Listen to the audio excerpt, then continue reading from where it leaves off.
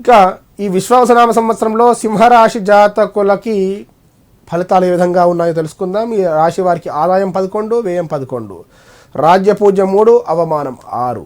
ముందుగా ఫలితాల కన్నా ముందు ఈ రాశి వారి యొక్క లక్షణాలు చూద్దాము. స్త్రీ పురుష స్వభావాలు ఏ విధంగా ఉంటాయో చూద్దాము.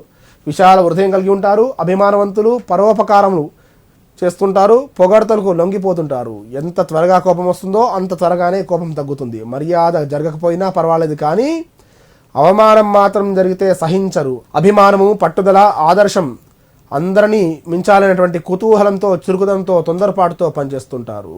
ఆలోచనలు చాలా గొప్పగా ఉంటాయి. గృహ అలంకరణ యందు పరిశుభ్రంగా ఉంచుట ఎక్కువ శ్రద్ధ వహిస్తారు.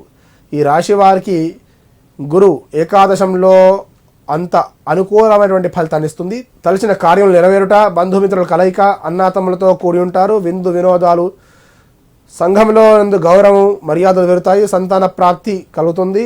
శుభవార్తలు వింటారు. ఇంటి యందు పండుగ వాతావరణం ఏర్పడుతుంది. నూతన వ్యాపారం అభివృద్ధి, చేసేటువంటి ప్రతి వ్యాపారం మంచి లాభములు, కాంట్రాక్టుల ద్వారా ఆదాయం కలిగేటువంటి అవకాశాలు కనిపిస్తున్నాయి. ఇంపోర్ట్స్ ఎక్స్పోర్ట్స్, ఎగుమతి దిగుమతుల ద్వారా వ్యాపారం చేసేటువంటి వారికి మంచి అనుకూలమైనటువంటి సమయం చెప్పుకోవచ్చు. విద్యార్థులకు మంచి ర్యాంకులు వస్తాయి. ఉద్యోగ ప్రాప్తి, ఐఏఎస్, యూపీఎస్సీ లాంటి పరీక్షలకు ఉత్తీర్ణత సాధించేటువంటి అవకాశాలు ఎక్కువగా గోచరిస్తున్నాయి.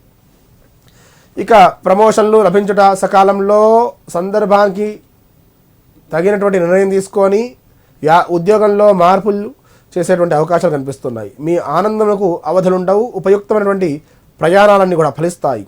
శత్రువులు మిత్రులుగా మారేటువంటి సమయం చెప్పుకోవచ్చు. మీకు అప్పగించినటువంటి పనులు సక్రమంగా పూర్తి చేసేటువంటి సమయం. ఏకాదశంలో బృహస్పతి సంచారం చేట సకల కార్యములందు జయమని చెప్పుకోవచ్చు. ఇష్టమైనటువంటి వస్తువులు కొంటుంటారు. బంగారం యందు ఆసక్తి, ప్రీతి పెరిగి విశేషంగా బంగారం కొంటుంటారు.